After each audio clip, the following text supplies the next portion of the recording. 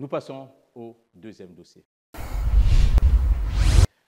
Nous dirigeons-nous vers un dialogue en interne? Nous sommes tentés de répondre par l'affirmatif au regard des lignes qui bougent sur la question. Rencontre entre le président de la République et les évêques de la SYNCO et de l'ECC, rencontre entre Félix Tshisekedi et les églises de réveil, appel de certains opposants, dont Martin Fayoulou, Jean-Marc Abound au dialogue, consultation de Joseph Kabila à Bukavu. S'il s'avérait qu'il faudrait négocier ou dialoguer, qui devra piloter cette initiative pour un large consensus? La rencontre tenue récemment entre le président Félix Tshisekedi et les évêques des conférences épiscopales nationales du Congo et protestantes de l'Église du Christ au Congo n'est pas anodine. Elle s'inscrit dans un moment charnière pour la République démocratique du Congo, en proie à une crise multidimensionnelle, sécuritaire dans l'Est, politique au centre, sociale sur tout le territoire. Dès lors, une question cruciale s'impose. La voie du dialogue est-elle balisée? Et plus profondément encore, le président Tshisekedi est-il prêt à tendre la main à tous, y compris à ses adversaires les plus farouches, comme Joseph Kabila, Corneille Nangaa ou les groupes armés? Depuis plusieurs mois, les voix de la SYNCO et de l'ECC se font entendre avec insistance. Ces deux puissantes organisations religieuses, traditionnellement garantes de la paix sociale et de l'éthique publique en RDC, plaident pour un dialogue national inclusif.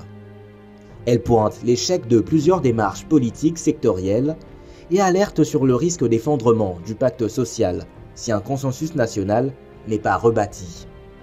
Mus par notre sollicitude pastorale, nous invitons les uns et les autres à adhérer à ce processus pour sauver notre chère nation.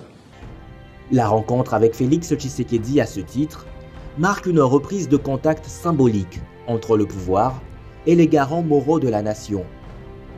Le chef de l'État, réélu dans un contexte d'agitation politique, semble désormais conscient que la légitimité politique ne suffit plus sans l'adhésion sociale, surtout face aux défis de l'Est et à la montée des frustrations dans une large partie de la population.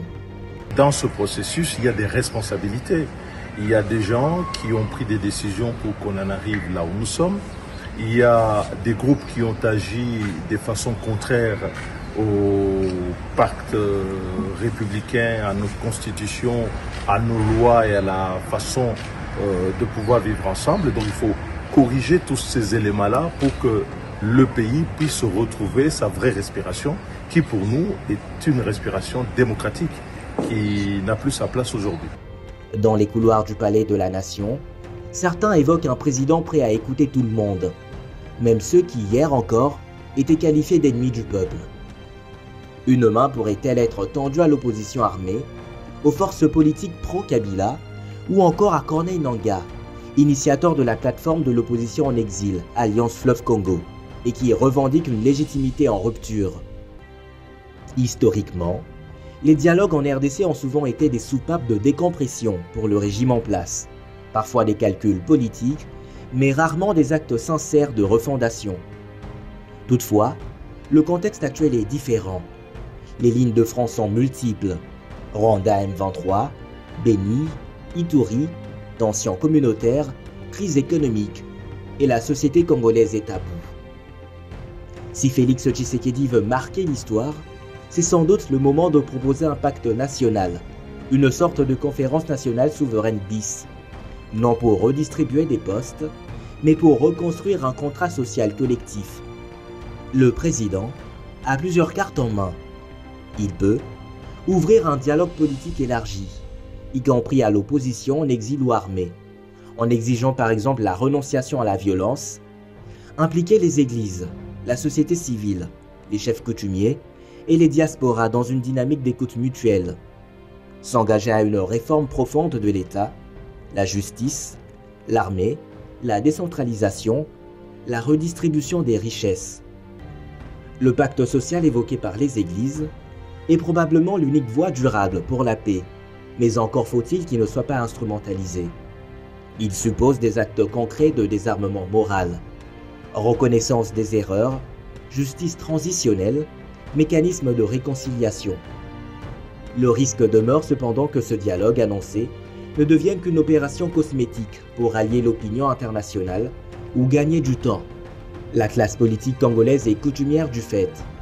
Conclave sans suite, commission mortenée, promesse jamais tenue. Le chef de l'État a suivi attentivement le rapport des évêques. J'ai retenu un engagement qu'il a pris.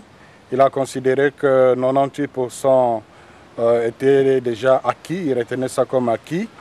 Et pour les 2% qui restaient, il s'engageait dans un bref délai à les obtenir. L'exigence aujourd'hui n'est plus dans le discours, mais dans la sincérité de l'intention. La paix se construit dans le courage de parler à ses adversaires, non avec ses alliés. Félix Tshisekedi est-il prêt à aller jusque-là? Osera-t-il inclure Nanga, Kabila, Fayulu, Bemba, Katumbi et les groupes armés autour d'une même table, non pour renégocier un pouvoir, mais pour redessiner un avenir commun? Il a mis en place une équipe qui va continuer à travailler avec nous pour approfondir la mise en œuvre de cette initiative. Les églises ont ouvert la porte, le peuple regarde, le monde observe. La RDC est à un tournant.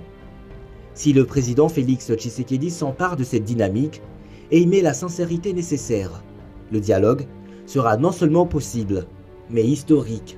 On peut trouver une solution à gauche, à droite, mais si il n'y a pas un consensus interne, demain il y aura d'autres groupes armés. Cette tournée que nous avons faite, c'était dans le but d'expliquer à la communauté internationale la nécessité pour avoir leur soutien, leur parrainage, pour que ce que les Congolais auront décidé ensemble puisse être pris en compte aussi au niveau international.